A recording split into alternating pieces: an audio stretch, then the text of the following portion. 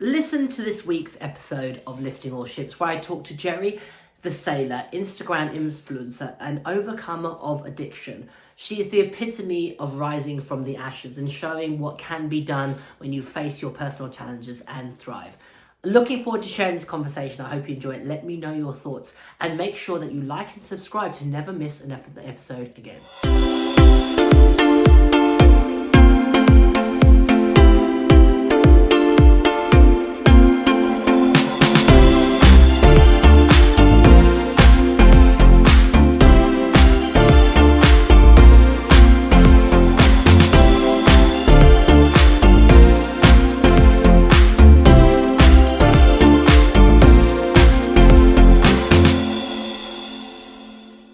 Hi, Jerri. Thank you very much for your time. I know you're incredibly busy. I really do appreciate you doing this. How are you keeping?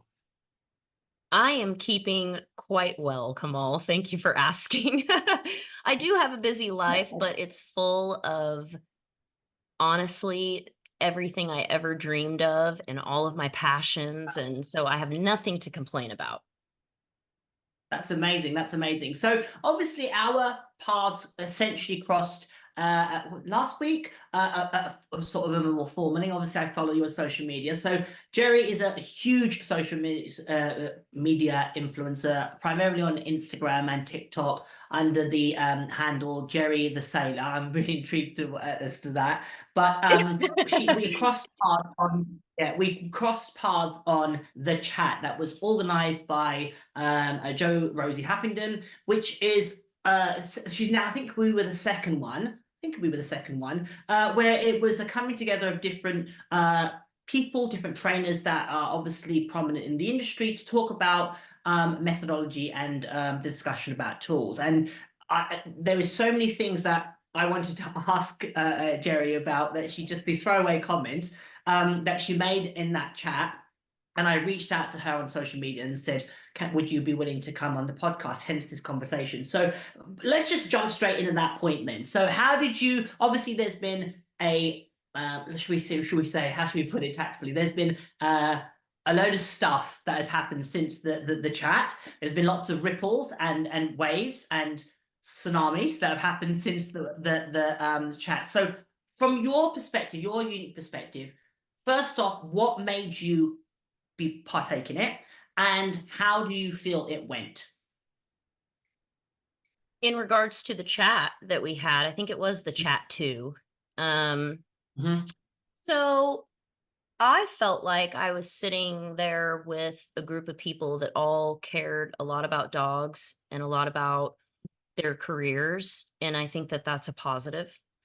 I felt Mm-hmm. like, um I don't know if you I I gotta catch myself a lot because I speak very bluntly. Um, That's okay. my overall impression now having been removed away from it for a week or so is that I Mm-hmm. enjoyed being there.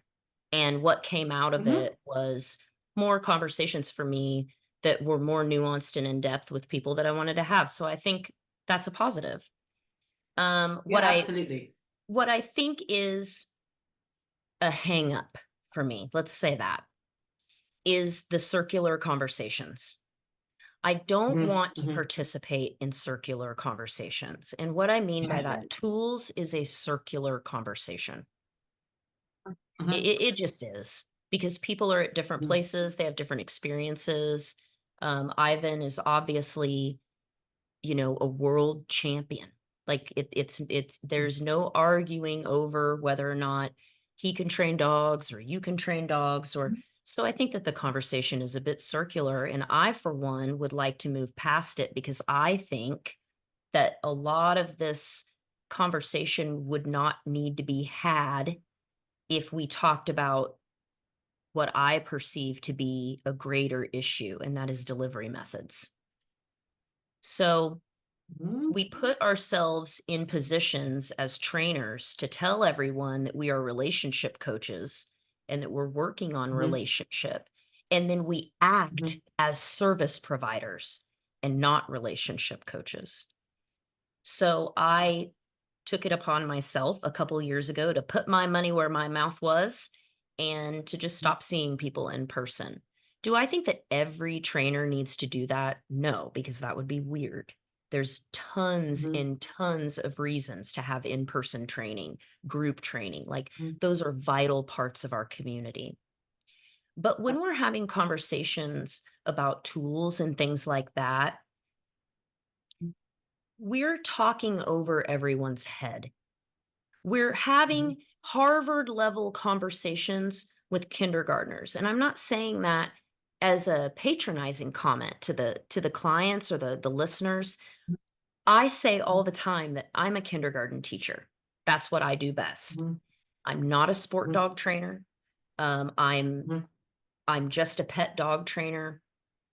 And I came into that by the way of the breeds that I generally work with, because Mhm. not a lot of people really that I have noticed, I could be wrong, so I'll say that.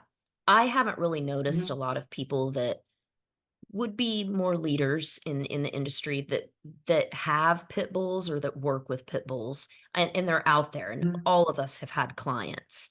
But my whole kind of thing when I came up was that I've had these dogs and raised these dogs for decades and hunted with them, and I live a really different life than most of the trainers that I see that are more high profile. We all have our Mhm. own, things that we're good at, but my particular area is like Mhm. a more natural life with dogs. So Yeah. for me, when I see dogs that are struggling, it does not help the parent for me to show up at their house. It doesn't really Mhm. help the parent, like, just, "Oh, okay, I'm having problems. Okay, I'm gonna show up to your house and do a consult." Well, a lot of the times that's even more stressful for the dog. It's also Mhm. puts the parent, the dog guardian, the owner, whatever you'd like to say, almost in this Mhm. situation of having performance anxiety or something. It's just not always Mhm. right for everyone.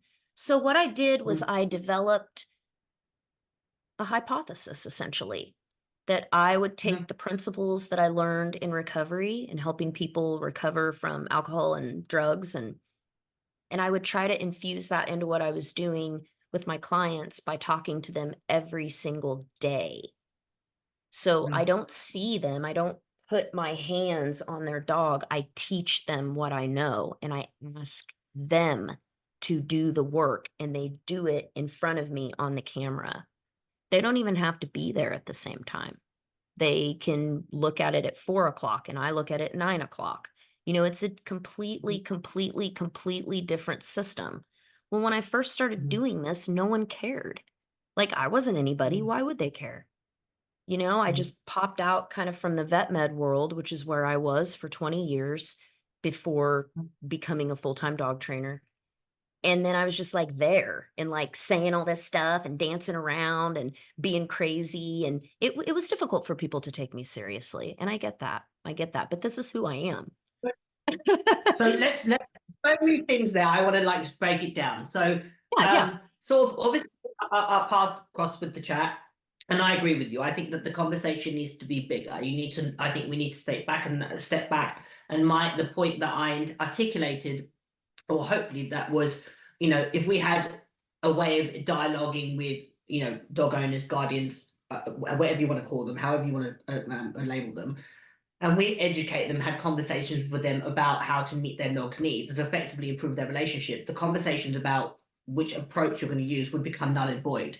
Because definitely, I think absolutely. that's, I mean, my principle of teaching is I'm a relationship based dog trainer. I put relationship first, and I find that the majority of issues is there's a disconnect in the relationship for whatever reason. It might be, just ignorance. They just don't know because they have a perception of what the dog is versus but from media and like Disney, etc., as opposed to what it really is. There could be a misunderstanding. It could be a genuine just naivete. There could be so many reasons as to why they're at the position that they're at. And my feeling about it is exactly as you said, is to really approach the relationship and heal the breakdown.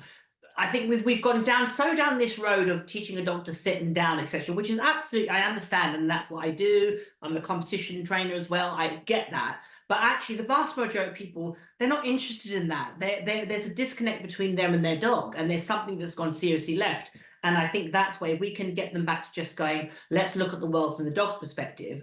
They would be in a healthier place. Now, coming back to your journey specifically, let's go back then, because there's so many things that you say, you had these little throwaway comments that you think, my God, like, and I want to find out more.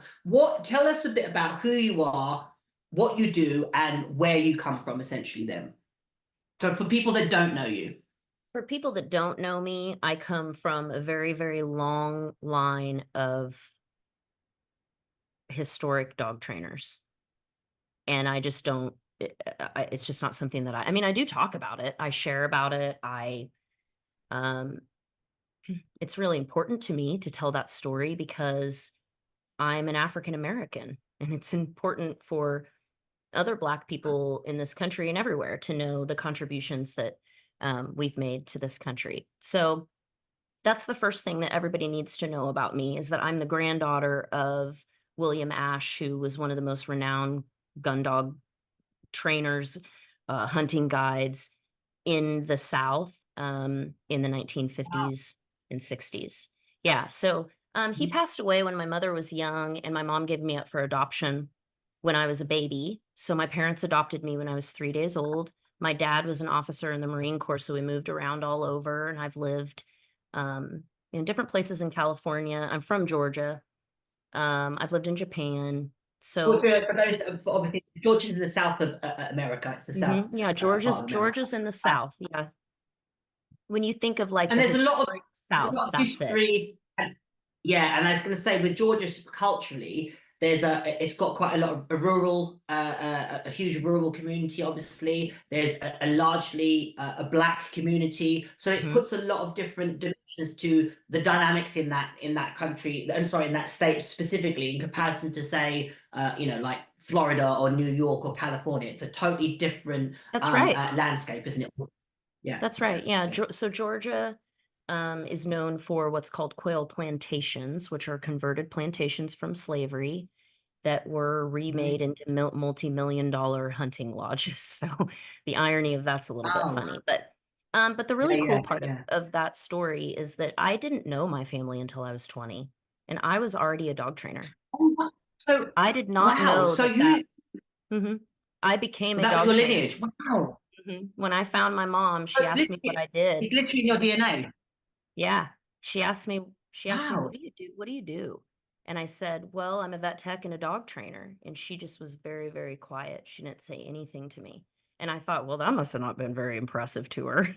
And then later when I met my family, later when I met my larger extended family, I saw the picture of my grandfather with President Eisenhower on the wall. And I Oh my said, "Who's that God. man?" Because he looked just like my uncle. And they were like, Wow. "That's your grandfather, and we need to tell you something." And so that's when they told me the story. Yeah, it was really, really cool. So that's the first thing that people need to know about me. That That is amazing. I'm not just a social media influencer, but I love being called that because I work very, very hard at what I do, to make Mhm, sure that I can bring in resources for our community. Influence is mhm, power. This is mhm, 2024. And if you can get it, mhm, and you're okay in here and in here, you can do mhm, something for your community. So that's what I'm trying to mhm, do. Um, so the other thing is that I am an equestrian. I'm a cowgirl, and that's mhm, relevant. That's relevant. mhm, I mhm. was a veterinary technician and practice manager for exotic animals and small animals for 20 years. Before Wow. I did this, I have had my hands on tens of thousands of dogs. And Mhm, so when I mhm, take grief, or people try to give me grief for not putting my hands on dogs now, I am very mhm. quick to remind them that I have put my dues in that Yeah, area. yeah. And there is not a person in the room, unless they've done what I've Mhm, done, for the length of time that I've done it, that it Yeah. would Yeah. ever be that self-aware around a dog. I haven't been bit by a Mhm. dog in probably 15 years. There would be But can no I just reason on to. that point, that's such an interesting thing that you say that, because I often find that if if I'm in a broader conversation, unless people have done a little bit of due diligence on me, they will have that same thing of like, but you haven't dealt with the dogs that we've done, and you haven't done what I, and it's like, I've been doing this for 30 years. I grew up in East London. I said, I know those extreme types of dogs. I've been doing this for literally decades, more time in my life than I haven't. And it's that whole, I wouldn't say it's patronizing, but it's a bit, It I would is, say it's it's patronizing. mansplaining because I'm, yeah, Yeah, but you it's kind of go like, patronizing. I don't know what I makes just ask me those that I don't know people, what I'm talking I, about. I just ask It's those so people intriguing. if they've ever gotten blood out of a jugular vein of a dog that's trying to bite them, or if they've Mhm. ever given And an drop the mic injection and to a walk dog off. that, yeah, and not lose your cool all day Yeah, long when dogs are trying to that, and you're trying to be compassionate and loving to them because you yeah, recognize that they're mm, scared, or that they're, yeah, yeah. that, and not only that, but when you deal with clients for 20 years over their animals, you develop a very, very good customer service skill set with people and their animals. So I actually brought a lot to the table when I started. It was the dog training knowledge that I needed to learn and improve upon.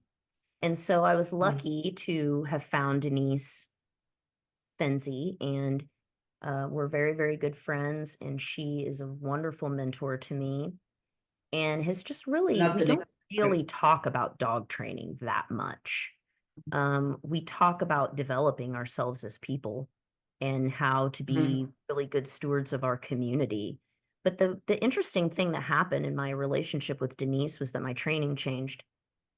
She didn't ever say, Right. you shouldn't be doing that, or you this, or don't use that, or well, I do it like this, or well, she Yeah, yeah. never, ever, ever did that. We only just became friends.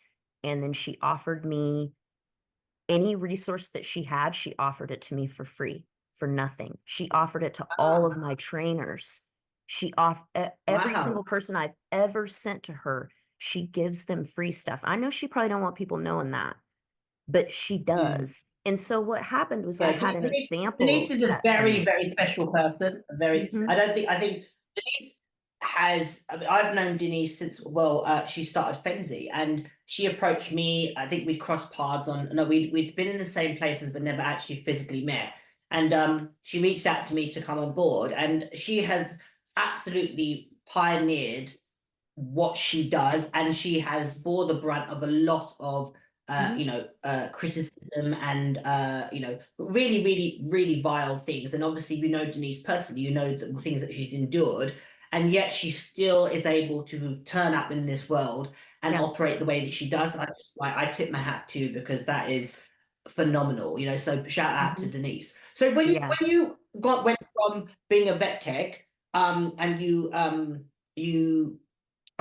sorry, became a dog trainer. You mentioned in the chat, I think, about being, and you mentioned earlier about being a recovering drug addict, and also helping people with addiction, and how those two worlds have now met. Can you, are you able to tell, are you happy to discuss a little bit about that and tell how your previous life, because that's the bit that I find so fascinating. I just think, God, what an amazing story. I'm always happy to tell any story. My life is an open book to people. I want to represent Mhm. someone that's visible in the industry and that is a leader, being honest about who they are, regardless of what that means. So for me, that means telling my story about my 10 years that I spent in addiction and alcoholism, in sex work, homelessness, Wow. incredibly violent situations. I was kidnapped and held for several months. I'm sorry, I should have said a trigger warning. Um, Mhm. there was a lot. It was a lot. Mhm. And I struggle with that sometimes with the force-free community. That's the first time I've Mhm. ever said that out loud. I struggle. Mhm. When I watch people looking at someone using a slip lead and then they jump to call Mhm. that person abusive, Yeah, yeah. Yeah. Mhm. So Mm. disrespectful. It's so Yeah. disrespectful to Yeah. people that have been actually abused and have Mhm. perpetrated, well, and have had abuse perpetrated against them. It's very difficult for me. That's one of the areas Mhm. that I struggle to not be triggered. Mhm. So what I can say about that's what happened to me. So that was before. Mhm. And then once I went into recovery, things happen for me like it does for a lot of people that choose to fight for their life and to participate Mhm. and to figure Mhm. this out. So I was able to do that, and I've been in recovery for over 11 years. And in that time, I've sponsored countless people. I've Mhm. been a really active member of my recovery groups. I've been a really active member of the boards. I've been an even more active member on the speaker circuit. So I have actually a lot of experience talking about really, really difficult stuff and not being Mhm. embarrassed about that. And knowing that when I talk about this stuff, it's automatically going to connect me with someone that actually may have not connected with me over dogs alone. But when they hear Yeah. that, they're Yeah. like just the other day, someone said, it's really nice to see another SW in public and to have, she meant sex worker. And she's like, it's really nice to come across somebody else who publicly talks about their experience. Mhm. So I Mhm. think that that's important to know because I'm in the business of helping people change. It's my Mhm. life's work. Like animals are just Mhm. my passion, like like an interest. But people are Mhm. actually my calling, like what I feel like Mhm. my purpose is. So it And then, informs me and a I would lot. say animals are the animals, and the work is almost the vessel with which you do that. Yeah, Like you connect with people via the that's a medium of great dogs. way Yeah, to I say get it. that. That's a great way to Yeah. say it. Yeah. Yeah. So I've infused a lot of the principles that help people um, succeed in recovery into the way that I work with my clients. And I remind them often that if people can get off heroin doing this, Mhm. you can train your dog. Mhm. It's going to be fine. Mhm. Like this is going to be fine. Mhm. And I act much more like a sponsor because a sponsor's job in Alcoholics Anonymous is to teach you the program of Alcoholics Anonymous and to take you through the Mhm. steps. That's their only job. They're not there to get you Mhm. drunk or sober. They're not there to be your mom. Mhm. They're not there to do the work for Mhm. you. They're simply there Mhm. as a person who's walked the path before that's helping with their Mhm. hand out to guide you. So if I take that premise and I apply it to my clients, then I am the person that has the steps in my head and I know the Mhm. program. Now it looks different for everyone because we're all different, right? But they're principles, they're steps, they're things that I take people through kind of in a general way. Mhm. So I know I'm not missing stuff. But then along the way, Mhm. what I'm really doing is connecting with the person so that I can begin to tell them things that I see that are of detriment to their Mhm. relationship with their dog, and a defensive wall Mhm. doesn't go up or Mhm. ears Can don't I get just plugged. interject that for 1 second, because Yeah. it really has just struck me on how life is such a what this is something that I want to draw people's attention on. So the premise of my podcast is so called Lifting All Ships, and I started it. The background is I started it in COVID because a lot of people were, I think, struggling at that point, for various reasons, and both business wise and on a personal level. And my mantra of how I operate is a rising tides lifts all ships. So I put these podcasts out because one, I had time. I was reaching out to people that I knew just to lift people up, but they grew, and I thought, oh, we'll be just talking dog training, and it went off totally off. Like it was very little about it. It was partial dog training, but much more deeper, and it just really, really like it hit me that, or just affirmed to me that what you've just glanced over, not glanced, what you just spoke about, and largely sort of like you said it because obviously you're in a place where you can talk so freely about it. But that is some really heavy, heavy-ish. And you turned that, what would probably break most people, into, for want of a better term, almost like your superpower that allows Yes. you to not only do function, but to thrive and flourish based on, it's like that. that turning, diamonds have to be under a degree of pressure to shine or to be formed, and that's almost, it articulates that. And I know that's a bit, a bit whatever, a bit out there, but God, that is some really, really extreme. That's a really extreme life experience for any person to endure, and it just really, I want people to really hear that, to show what is possible when, like you say, when you choose that you want to actually live and thrive and flourish. And I suspect when you first decided to, you're going to live a different life, you're going to change your story, and you're going to choose a different path, you could not have foreseen that you're now going to be Jerri the Sailor on social media, who has such power in their words. I mean, who could have thought it? I It's can tell crazy. you that I had this premonition. I was living in Tulsa, Oklahoma.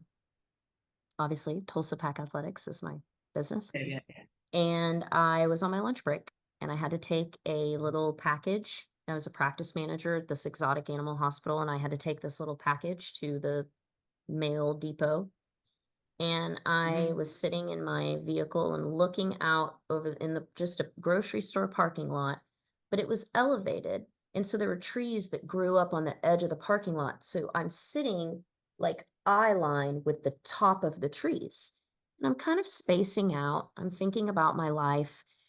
And this idea, this voice, I'm not really sure, comes to me that's like, and this is in like 2019, before I ever even, I mean, even Tulsa Pack was even a thought, that was Yeah. like, you're going to train dogs and you're going to tie it to recovery and you're going to help people all over the world. And I laughed like, okay, like, Yeah, here yeah, you yeah, yeah. go with your Yeah, little right. Yeah, yeah. 10-year-old It's self whatever. again. Quiet down. Yeah. Yeah. And I had Wow. this feeling, this knowing inside myself that this would come to pass.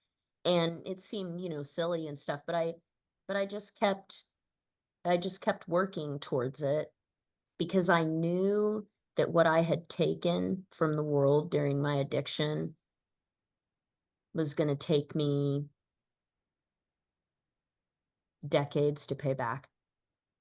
I knew that there was no way for Mm. me to make it right, that I had to really dig deep. And for me, Mhm. digging deep is publicly sharing my story. And vulnerability is a superpower. The very thing that Oh we're my God. afraid to talk about, the very thing, Absolutely. like Yeah. I say stuff with reckless abandon. I don't care. And Mm. that's why it's really Mm. hard to get to people like that. My mantra is that no one will ever use my life against me, ever. Mm. I am the master of my I ship. think because you're living in your truth, aren't you? You're living in your truth, and Yeah. I think that's the thing about, you do have a power and presence on social media, and that obviously has come with, that social media presence has, good and bad, and you can use it for good and you can use it for evil, if you want a better term. And I think that it can also, you can get sucked up into the frenzy of social media when people are saying you're wonderful, you're wonderful, you're wonderful. You have to really know who you are before you Hmm. enter that world, certainly at the level that you are, and say, for example, Denise says, because it can absolutely, It'll crush you. yeah, it can crush you, it can destroy you. Mhm. So you have to have that level of awareness and I think that's what a lot of people struggle with. So as somebody that is so prominent on social media, and you are so transparent about your life experience, how has that journey been for you? And what would you say to people that are, fledgling dog trainers thinking about, well, I'm going to be the next Jerri the Sailor? Well, that comes with a lot of Ugh. responsibility. So how have you navigated that world? Well, not well. Not well in the beginning. Hmm. Um,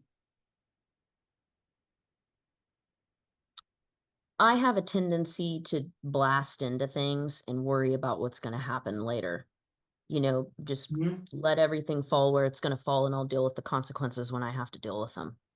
And I do that because I'm not afraid to say that I'm wrong, and I'm not afraid to say that I'm sorry, and I'm not afraid to change my Hmm. position if I'm presented with evidence that's, requires me to do that. And so once I Hmm. got that down, everything became a breeze. It doesn't mean that I Mhm. don't get irritated or that I don't get involved in, with the riffraff. Mhm. Occasionally I do. Mhm. Um, but what would I say to trainers is the same thing that I would say to anyone let's just say basketball. It's one of my favorite analogies to use. We can all enjoy the game of basketball, all of us. It's there Mhm. for everyone. Mhm. We can, no matter Mhm. what age you are, you can find a team, you can find a court, all the Yeah. things. Yeah. It doesn't mean that all of us are going to be Kobe Bryant. It doesn't mean that Mhm. all of us are going to be LeBron or that all of us are Mhm. going to be Kyrie. It just Mhm. that so I try to help people with the realistic aspect of that. I do believe that there are people out there that can do what I can do, but I also am aware of what I've had to do to Mhm. maintain this. And it's been every Mhm. single day of unrelenting pedal to the metal for 5 Mhm. years. And Yeah. I Yeah. know as a person who works like really in depth in recovery and in circles of change, Mhm. what it takes to do that and what you have to pull out of yourself. You have to be at a Mhm. certain stage of development, and many people are not at that stage. And so if you Mhm. aspire to do something like what I'm doing, then I would ask yourself what the motivation is behind that. Because if the Mhm. motivation is just to be like Caesar or to be like Sailor Jerry Yeah. or to be like so and so, it Mhm. that's not a reason to do it. A reason to do it is because you That's very feel personal. What is your held why? within your Yeah, absolutely. soul. Yeah, yeah, yeah. I mean, sorry, interrupting you there. That's No, that's okay. absolutely. I think people into that world for notoriety and affirmation, and there's might be even something lacking in them that they think there's going to be filled from a void, which is a parallel with a lot of addiction and things that people do to fill voids in their life or to numb a pain or whatever. Yeah. And I think social media has become almost on that same par with that. People do it because they want the likes and they want the people commenting and they want that feed, and you have to enter in it asking yourself, why am I doing this? Am I doing this because I want to popularize my business? Am I doing this because I want to be controversial? Am I doing this because I actually want to help people and I actually want to reach people, and Mhm, this is a great medium to do it? And am I careful? Am I thinking, you said about you would normally do things first and think about the consequences later? That's definitely, I think, common in social media. You mhm, have to also, it's that cause and effect. If you're going to put out stuff, you have to expect there's going to be ramifications, and you have to be honest with yourself of, actually, hang on a second, I put that energy out there, it's going to come back tenfold. mhm, So I think that I think it takes a lot of self-awareness to do it in a way that's healthy and also not going to cause you to implode. And clearly that's been a journey for you as an individual. So tell us a little bit more about what is it that you actually do as a professional in this industry. What does your day look like? You said you don't physically see clients, you obviously yeah. do a lot of stuff online. And a little bit of your background, because you mentioned working with Look at jewelry. this. That's what my day looks like. I'm just teasing. I'm gonna tell everybody. So, I'm a very regimented person because I have a lot of people to take care of, a lot Mhm. of people, and I care very deeply about my personal relationship with my animals above and before any of my clients and their dogs. I cannot give away what I Mhm. don't have.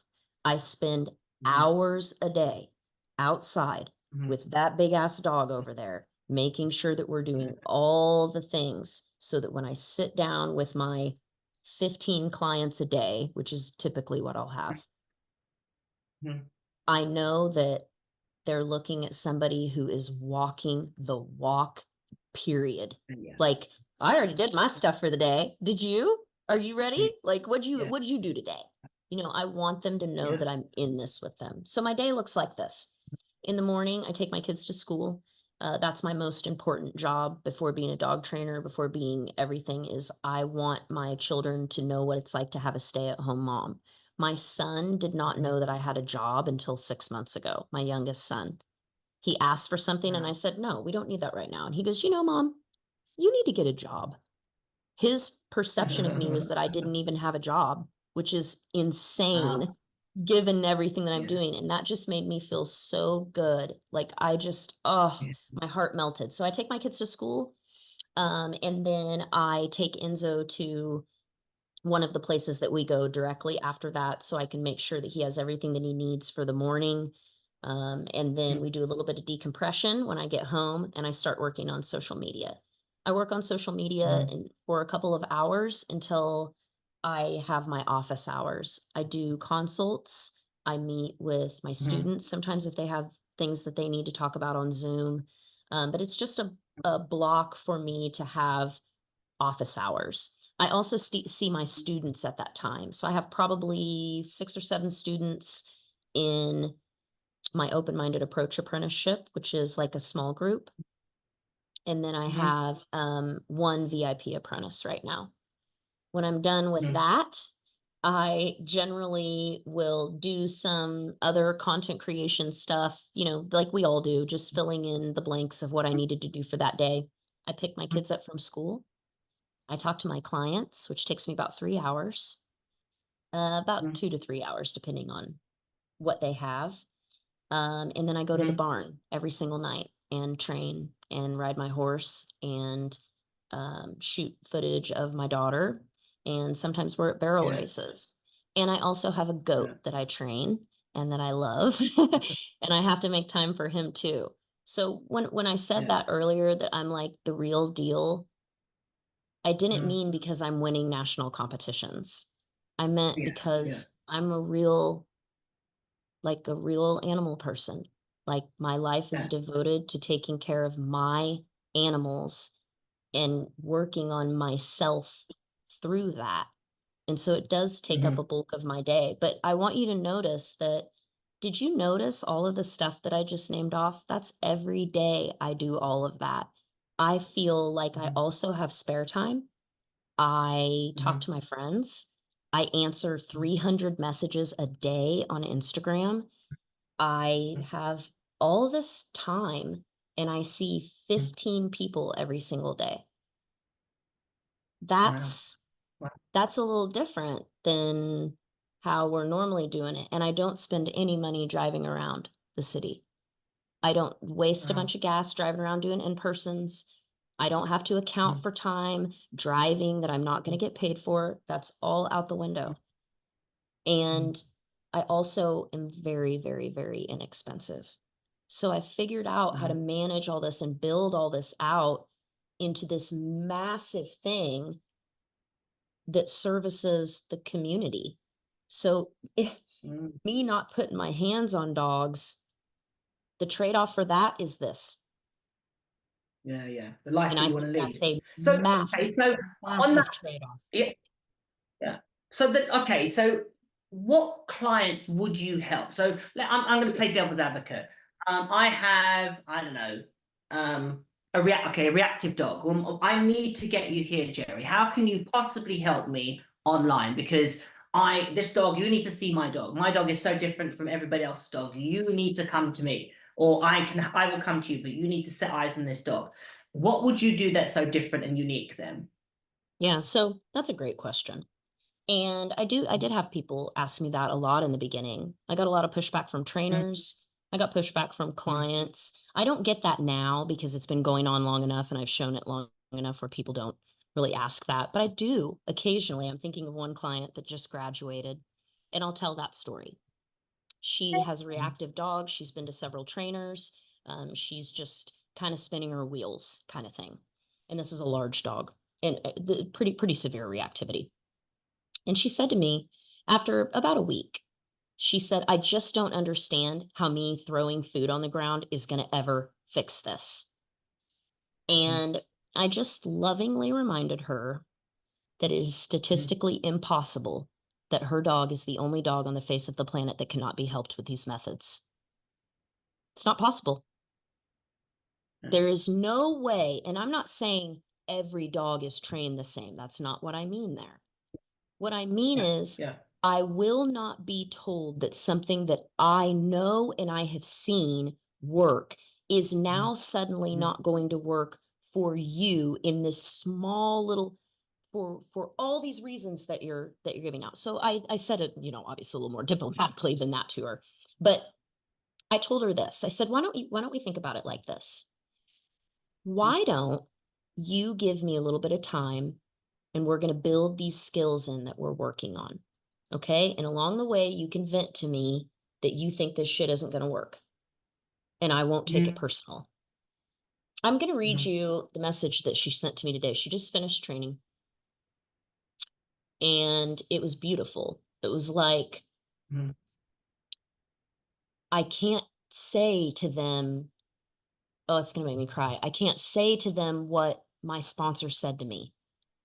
I can't, how am I supposed to? Oh, so you're telling me I'm never going to drink again? Ever. Yeah, Not one day. yeah, And the sponsor's like, yeah, it's going to be fine. And they know yeah, because they're 20 years into recovery that it's going to be fine. And you are not yeah, special. There is a concept in yeah. recovery that we learn called terminal uniqueness. And people do it with their Mhm. dogs all the time. Terminally Yeah, unique, yeah, the only ones that are that way. And it's not the yeah, case. yeah, When they yeah, yeah, say, yeah, you've yeah. heard this probably too, well, what I need to show you what my dog's doing. No, you don't. Yeah, I've yeah, seen yeah, yeah. That was everything that trust me, dogs the do. version. Yeah, I've yeah, seen yeah, yeah, yeah. every single thing that, unless your dog is building a rocket ship in the front yard, I do Yeah, not yeah, need to see yeah. it because I can I need to see visualize it. it in Yeah, my head.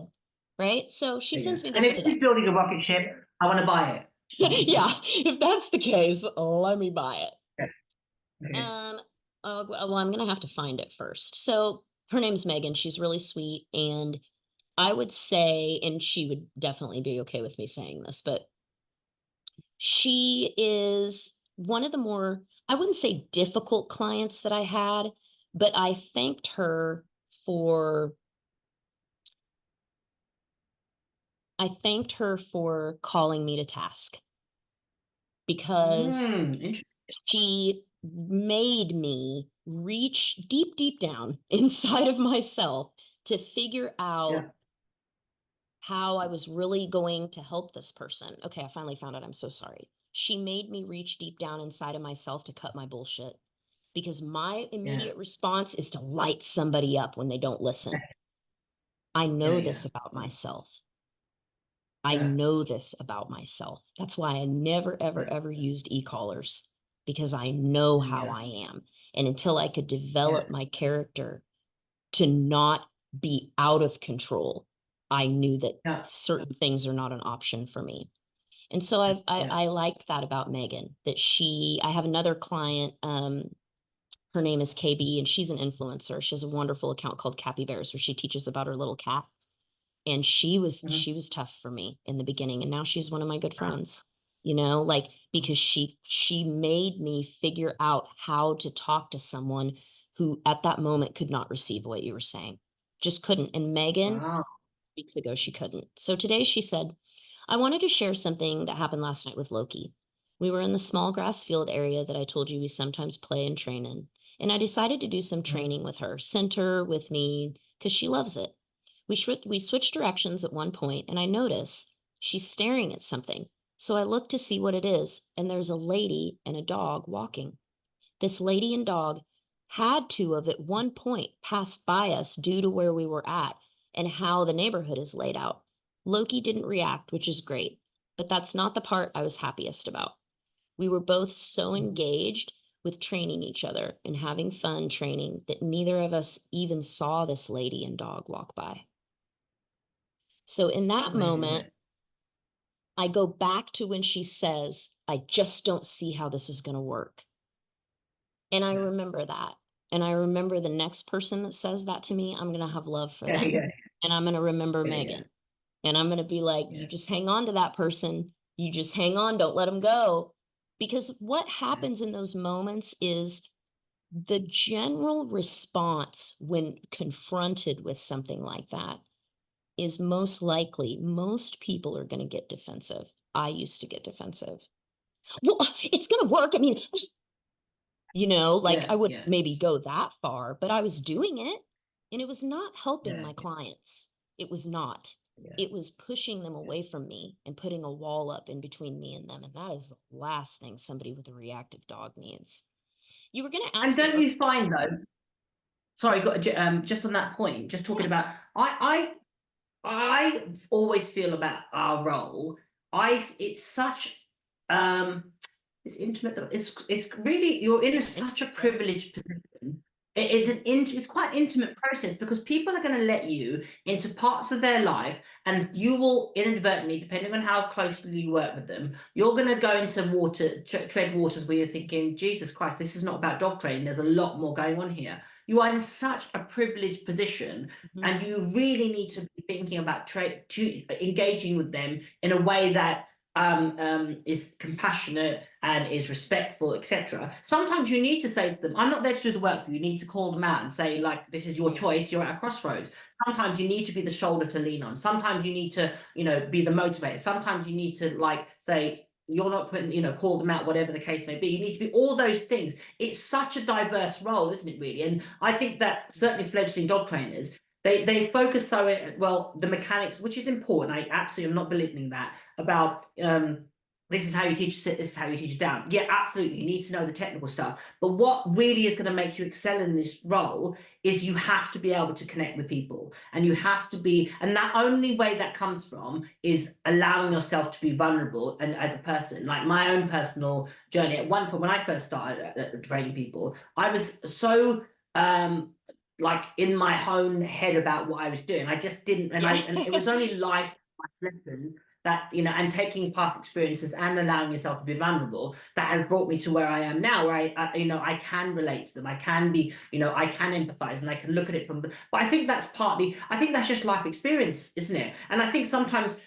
in the industry, you're almost, especially on social media, it has to create this perfect persona of a catchy reel that I can sort your dog's loosely walking out in 5 seconds. And it's just, that stuff is so mundane and boring, and it's just so it doesn't really do the role of what we do justice, because you are in such a privileged position. You forge such a close relationships with people. Their dogs are an extension of their family. And to me, it's no different to you being their child's carer, or their child's therapist, or their child's teacher, or any of those roles where you are an integral part of that child's becoming and growing into being the best version of themselves.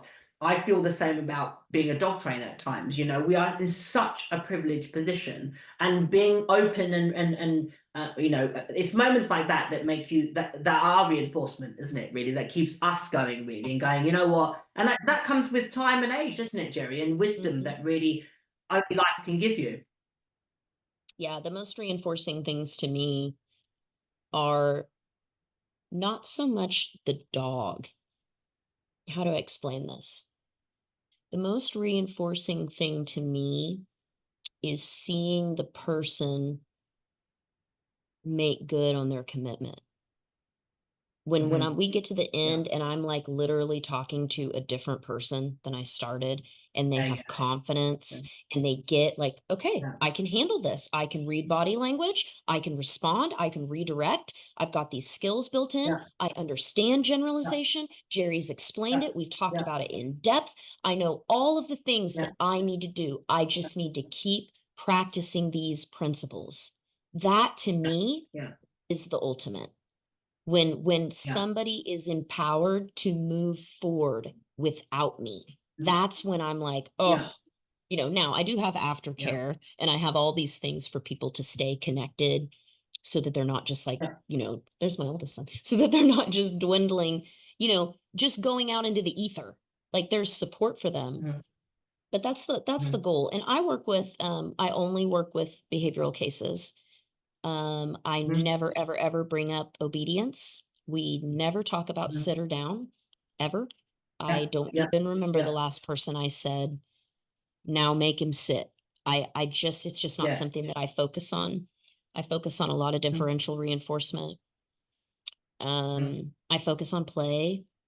I focus on mhm, managing yeah, arousal, teaching how to properly yeah, counter condition, so that if they come up across something that their dog is fearful of, or is just developed an mhm, association to, that in the future, even if I'm not there, they remember the steps to counter yeah, conditioning. And then I give every yeah. client all of my courses for free forever, so they have access to Wow. go back and look at what they had. or look Yeah. at the situation that they had, but now they're, maybe it's slightly different and they need a refresher on that. That's available to them. So it's really just about Wow. putting in my brain like what I have Mhm. about giving that away as much as I possibly can, which is another foundation of recovery. That's amazing. Do you know the interesting thing about watching you talk about that is how passionate you become when you talk about that Yeah. part of your work. It's really Thank fascinating, like to you. watch because I like it's really like your whole demeanor, like everything about it is like your whole expression lights up. You can see that is your absolute thing that you Yes. love to that you feel most passionate about and how clearly committed to your community that you are. You mentioned obviously that you work with more breeds that probably have somewhat of a let's say a reputation, a negative perception, public Yeah. perception. What because obviously you've got a pit bull. Is he a pit bull? I do. He's a Is he hog a pure dog. pit He's bull? he's a what's called he's an Oklahoma hog dog. So he's 3/4 American Okay. bully, a quarter pit. And Mhm. yes, I work with when I started, it was primarily just dogs you would hog hunt with because people had Mhm. these as pets. And I Mhm. was like, why do you have a Catahoula? Like, do you know what that Yeah, dog yeah. does? And I was really the only one around that worked with them or had experience with Catahoulas and blackmouth curs, lots of So just coonhounds. to explain to people, for those, sorry, interjecting you, just to Yeah, explain to that's the okay. people that are watching from England, we don't have those dogs. They are Oh, essentially, yeah, I'm sorry. They're game dogs. They're yeah, catch like, dogs. Yeah, for wild yeah, boar hunting. basically wild boar hunting. They're Hmm. dogs that are bred for wild boar hunting and also cattle ranch management of cattle on in big ranches across the state. Cattle hoolas they're essentially a mixture of a lot of different breeds, and as our cure dogs, they're all a hodgepodge of working dogs. They're incredibly athletic, very much. Yeah, You would and look at them like pit bull-esque type physique, build, stamp, mhm. but uh, but they have herding dog tendencies as well, don't they? A lot of I would the say that cattle, the way that like a stock Catahoula, dog. yeah, okay, the way that Catahoula leopard dogs are used here in the southern U.S. is Mhm. predominantly just for hog hunting. You're Okay. really not going to see on farms here. You're really not, you can see Catahoulas, but they really Mhm. don't use them much to work cattle here because of their Right. gaminess. Um, so, Right. so what I used to do is just a specific type of hog hunting where you're just using dogs. And we don't use guns or Mhm. anything like that. It's just dogs and knives. I'm too old for that now, Mhm. so I don't run through the Yeah. woods doing that anymore. But you just take a pack of hounds. You take a pack of hounds, Mhm. or you could have some catahoulas in there. But a pack of Mhm. treeing hounds, they don't tree anything when they're doing it, but they'll surround and hold a boar. The catahoulas will actually go in as catch dogs. You can use them as catch dogs because they're that tenacious. But you just go Oh. in with bullies, and once they have the hog cornered, you let the bullies go, and the Mhm. bullies go in and catch and hold them. So it's very Mhm. I often remind people that come to me as clients, I want them to actually see what their dogs are made to do. I don't want any Yeah, more yeah. of It this, just oh, he's a hippo, he's a land seal. Mhm. No, he's Yeah, not. yeah. He's one of the most fearsome Mhm. apex predators in North America. And if you've ever watched those dogs hog hunt, it will change your life. I have The seen perception of dogs be ripped apart and still hold on, that had protective gear, that Mhm. had everything on. And Yeah. those dogs died valiant deaths. It's Yeah. not, these dogs are not what people think that they are. And everybody's getting them Yeah. and putting them in their houses and adopting them from shelters and then sending them back. Yeah. And then I will never get We over it. have. I don't understand I'm it. just trying to think of the breeds that we would have in the England, like I would say there's some hardened terriers that have those tendencies, but they're smaller, Yeah. considerably smaller. Hmm. Obviously, bull breeds over here. We don't have that culture of hunting in the same way that you guys do in the South America, in the southern Sure. part of the States. Obviously, hog hunting is a very, again, it's very much a southern thing. And It's very much and part hog of. hunting is new. Hog hunting started Wow. in the 70s. So you've got Right. two generations only of hog hunters Mhm, alive, mhm, because the mhm, hogs weren't released in that area until the 70s. They worked their way up from the deep south up into parts of Arkansas, Oklahoma, and that's the furthest north that they mhm, go. But you're talking mhm, about just a couple of generations of people who are starting to figure out we can hunt with these dogs and use them in this way. Um, mhm. that's interesting to me. It's very different than, And the other thing upland gun I said, dogs, which has been around tons and tons and tons of, centuries, I guess, if you say it that way.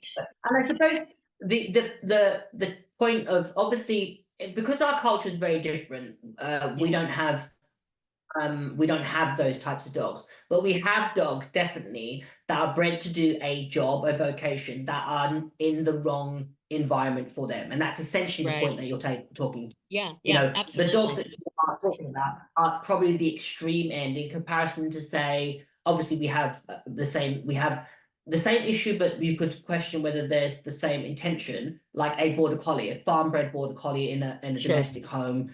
Hmm. Is going to have behavioral challenges based on its predisposed genetic tendencies. Hmm. A hunting dog have the same issues. Now, with something like the dogs that you're talking about, the fallout from them not having their genetic needs in some way, shape, or form Astronomical. channeled or dealt with is going to be a slightly different ball game than Hmm. a border collie that wants to chase traffic. I mean, I'm not saying not, both Correct. are contentious, both had problems, but you're talking a very, very different risk factor with a dog that has the physical power and Mhm. is specifically put on this planet to hunt things, capture them, and not give in no matter what. So when you deal Yeah. with clients with that dog, what do you do with them? Being honest, what do you The do? How first do you thing get? is I start teaching them about what that dog is, because they have a perception in their mind that this is something else, and that's not true. So Yeah. I break down emotions, how to read body Mhm. language, how to manage their nervous Yeah. system. I focus Mhm. heavily on managing arousal. If you can learn how to Mhm. manage arousal in a dog like that, if you can learn Mhm. how to use play, for example, Yeah. to redirect Mhm. all those things, the the dogs are fine. They live perfectly fine Mhm. lives in those houses, but their parents do Mhm. not know what they're looking at. They literally have, they just have no idea. I've got one, two, three, four, five, six, seven, eight, nine. I've got nine bully breeds right now. Yeah, it's Wow. always more than 50%. Yeah, more than 50%. I've definitely trained Wow. more pit bulls and bullies than any other dog. Is There's a that cat because of of mine where you down live? here. Um, Is that no, because? because I don't train dogs where I live. I just don't. Mhm. I live in the middle of Kansas, in literally the prairie, and farm. I Mhm. live in a very small farming town. And I like the privacy, and I like that my life, my personal life, is separate, from me Yeah. trying to have a business in Wichita. Because obviously Tulsa Pack Yeah. is in Oklahoma. I live in Kansas. So it's in two different Mhm. states. But no, I think that it is my reputation. I Mhm. think that it's my affiliations and my effort to be affiliated with bully groups, so that when they come across somebody that's really struggling, they have a place to send them. That's a huge part of my business, is just people heard of me from a group they were in that, is a Yeah. bully meetup or something like that. So I think it's that. And I think it's also, I'm not sure the word, just who I am. I don't mean like who I am, I'm Jerri. I don't mean that. I mean, No, no, no, no, no. like, I'm a country person. Like, I am Yeah. shoveling horse poop every day. I'm out in the freezing cold. I'm in the woods. Yeah. I'm hunting. I'm Yeah. going hunting this weekend. So I'll be working with gun dogs this weekend and documenting all of that. So I think it's really just people were like, I think she really actually does this. Like, look at her Mhm. dog. That's another thing that I'd really like Yeah. to just, one of those throwaway comments that you said Mhm. is that, that there's a lot of people in the force free community that would purport themselves to be so much better because of the way that they train. And I train the same way. But I'm Yeah. training pit bulls. I'm not training cute Yeah. little border collies and There you labradoodles. I go. do train labradoodles and I love them. But Yeah. like Yeah. I'm making this stuff work without even Yeah. being there or ever even Yeah. touching these dogs ever. And these are some of the most aggressive breeds out there that Yeah. have the most Yeah. potential to do the most harm. So I would just encourage Yeah. everyone to really think on what I've said. It's not Mhm. me. It's not because Mhm. I'm so special that this is happening. It's Mhm. because I stuck to this plan that I had of no, I'm going to talk to my clients every day. I'm for 4 to 6 Mhm. weeks every single day, and we're going to get through this together. And I had to stick to Mhm. that for years to make sure not only like this is a hypothesis, I have to now prove it. And then I had to teach Yeah. it to Yeah. other people, and then they had to start doing it. One of my very best friends, Coco Mhm. Garcia, she's at Handover Rover on Instagram. She Mhm. is unlike any person I've ever seen or met in my life. Her Mhm. knowledge about aggression is very unique and interesting. Mhm. And she has a dog that broke both of her arms and both of her hands at the same time. I mean, can you Wow. imagine? And mauled her, and somebody had to pull that dog off her, it would have killed her. And that dog is one of her best Mhm. demo dogs. He's wonderful. He's Wow. wonderful. And just she shows him all the time, and he's totally adjusted, and she just figured What it sort of out. dog? Coco Garcia. Coco and Harrison. What sort of dog? What sort of dog? He's like yeah, he's a bully breed. He looks like a bull terrier mix. Mhm. Mhm. But definitely one of the most violent dogs I've ever even heard of. And Wow. he's Wow. phenomenal. He's phenomenal. But I taught Gotcha. what I do to her, and she started Mm. doing it with her clients that have aggressive dogs. And it was just life changing to be able to provide them daily support. You're daily Mhm. looking in their house and seeing what they're doing. Like I tell my Mhm. clients, show me around like it's MTV Cribs. I want to see it all. Yeah. Don't show Yeah. me Yeah. your medicine cabinets. But, and you can tell so much about a client. You get a client that's Yeah. struggling with inconsistency and you see the inside of their house and it looks like a hoard. Sweetheart, we've Mhm. got more to talk about. Yeah. Your Yeah. house Mhm. is total. I don't say anything then, but I remember and I keep Yeah. that Yeah. Yeah. little, and then later we talk about that. How do you think that the But clutter that in only your comes home from affects your Jerry. That dog? only comes from. Sorry, sorry, Oh, it's interrupting you. okay. But Go ahead. for me, that only comes from having lived the experiences that you have. You 1,000%. I did recognize all of it. I did all that's of a it. symptom. Yeah, it's a symptom. Okay, it's a symptom, isn't it? And Yeah. unless you've been in that position, you just can't. I'm not saying I'm sure there's many people that can, but that is again, it's the irony of your superpower. I recognize your pain because I felt that exactly myself, and I can only walk in that walk because I've walked in that path. So I absolutely think. I mean, like I'm very mindful of the time, and I could easily run this for I like know. I could I chat could way too too. much. Such a great It's conversation.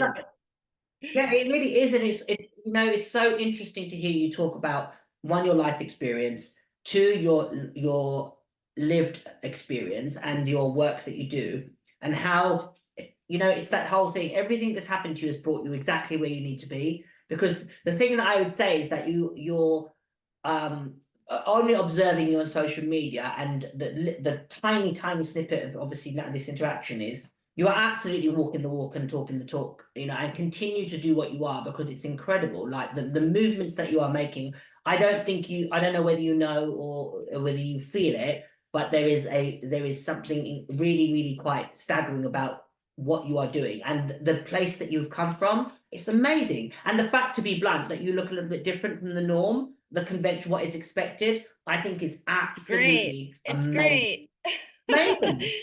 There Amazing. are It's so incredible. many incredibly gifted Black women out here, incredibly brilliant, gifted, passionate Black women out here. And I can't even tell you from where I came from to now, I'm just really happy about that. You're gonna make me cry before this is Hey, over yet, but I'm happy to represent it's them. amazing. And I'm you know the happy to thing, represent women, people in recovery. I'm happy for that. as I said, it's who would have thought it, isn't it? Really, in those moments when you were probably at your lowest, who would have thought of how as you can't foresee what's ahead of you and what's for you. And I suppose the whole thing, the only thing that you can do is be willing to put the work in, be receptive to what is possible, and allow yourself to be vulnerable. I think is what I have taken from this conversation. On one final note, where does the name Oh, the Sailor name for Jerry. your Yeah. Instagram? So it's great. I would love to end on that. So Sailor Jerry is the moniker or nickname of a man named Norman Collins. Norman Collins is responsible for, I mean, it's kind of the father of American traditional tattoo. So the Oh, swallows, the anchors, the yeah, hearts that say mom, that look kind of like yeah, this. So that's who yeah, he is. yeah. He was a sober person. He did not drink. So later, Mhm. after his death, a rum company acquired the rights to his artwork somehow. I'm not sure of that story. And they made a rum called Sailor Jerry. And Ah. I long ago, I dated a guy that drank a lot of it, and I started drinking it. And that's how I became an alcoholic, was Sailor Oh, Jerry. wow. So the irony of the story is that I am now Wow. on a mission to be more popular than the Sailor Jerry the rum, because the original Sailor Jerry would not be pleased that his name is attached to an alcohol. So I'm going to attach his name to me. And I almost That, have that as is many followers. amazing. I almost have as many followers as Sailor Jerry the rum. And what's so beautiful about that is that the older people know what, like, so boomers, Gen X, millennials, they kind of know who Sailor Jerry is. They know the rum, they know the pinup girls. But the Gen Zers, Mm. they think I'm Sailor Jerry. They don't know who Sailor Jerry is. And so when they're out and they see a Sailor Jerry, they're like, oh my God, I saw this and I thought of you. Oh, And they send me the picture. And I'm like, it's working. It's working. So that's where it came from. It was everything in my life was that's based amazing. around partying and drinking and being married to drug dealers, and which I married two of them. And it was just, it was just a whole thing. So Just I to make thought, sure, Jerry, just to make sure we married two of them. yeah, I had to marry two I'm because I not needed more asking research. a Gotta thing. get, gotta get that I'll measure research a in. second one just to make sure. That's commitment to the So cause. yeah, so Uh, I you know, decided that I would go by Sailor Jerry, as when I was getting on social media, which was, in 2019, and I was a vet tech at that time, and I just went by it anyway. I, So it honestly, stuck, and you're and now a lot of people call me that, which is funny. They'll call me Sailor, and I'll answer to that. But my name is actually Jerry. It's really Jerry. honest, it's been the conversation. As I said, I could easily. I'm very mindful of your time. I don't want to take up any more of your day. I know that you're incredibly busy to serve your community and to continue doing what you're doing and to moving mountains in your work. I savor the day when your Instagram followers are more than the rum, shall we say? And what a sweet Right. tribute to what a sweet tribute to overcoming darkness and being a light in so many ways. Thank you very much for your time. Oh, It's been thank you absolutely for that. incredible. Yeah, it was It's great. amazing, amazing. Honestly, there's such a great conversation I could have. I can continue it, and I'm sure we'll pick up a conversation. Hopefully, maybe one day in person. Who knows? Yeah, I would love that. Thank you so much for having me, Kamal. My best, all the best. Thank you very much for your time. I wish you all the best. If you want to check out Sailor Jerry, check her out on Instagram, check her out on TikTok. Obviously, if you've got a dog that has behavioral challenges and you want to get her input and her support as your coach and your mentor, just reach out to her on either of those platforms. And I'm sure you are going to you glean from her wealth of experience and her genuine compassion and passion for helping people. All the best. Enjoy. I hope you've enjoyed this episode. If you have, just click like and subscribe to never miss an episode again.